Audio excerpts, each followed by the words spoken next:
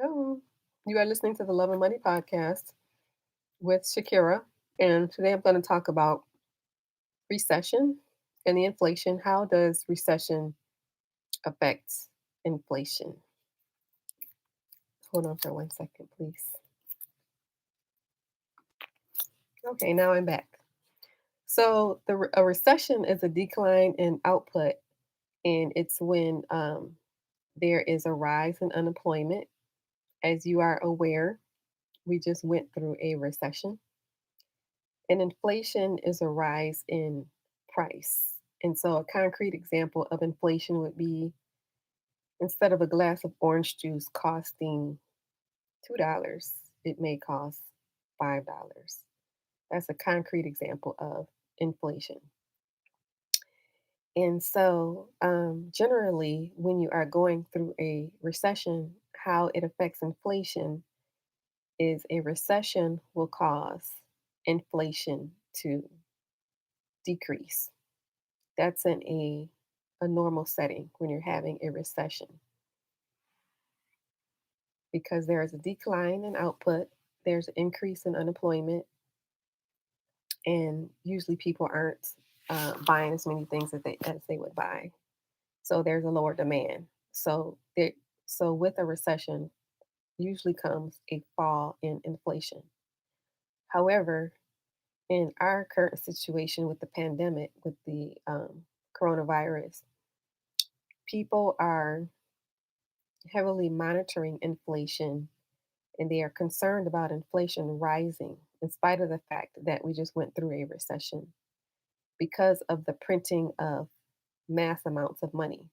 As you know, they've been giving out stimulus checks right and left, printing money. The Federal Reserve has been giving money to help the stock market out. And so when it comes down to printing a whole lot of money that would normally not be printed, that results in an increase in inflation. And so they are concerned about inflation right now, and they're keeping an eye out on it to make sure that it does not get out of control. And so currently, with this recession, there are signs that the recession may be over. And they look at certain key factors to see if we are in a recession or not. So, in order to see if we're in a recession or not, they look at three key components. They look at the unemployment rates, they look at the housing market, and they look at stocks. And they look at all of these three components to determine if we are or are not in a recession. And so they are stating that this recession may be over. There's an organization by the name of NBER, spelled NBER, and they usually declare the recessions, they declare the beginning and the end of each economic cycle, and they determine whether decide if we are in a recession or not. So it's that organization spelled NBER, and it usually takes several months until after a recession to declare that it has ended. So the GDP, it's growing again, and that is positive signs of improvement. The job market is starting to recover.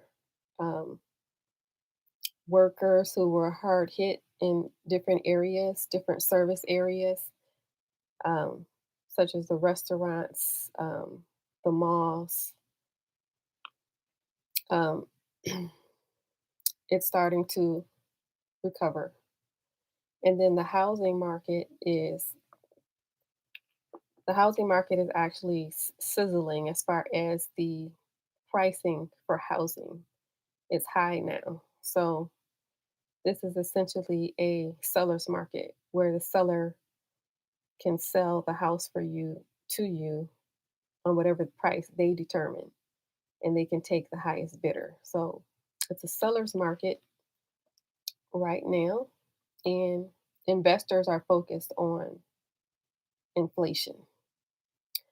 So this is how The recession affects inflation. Normally, recession will cause the inflation rate to go down.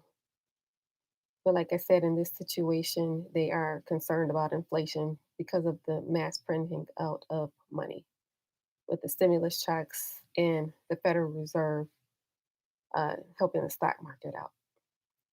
So, this is the Love and Money podcast with Shakira. If you like this podcast, please share it with one other person. Please hit the like and subscribe button on your way out. It helps the algorithm.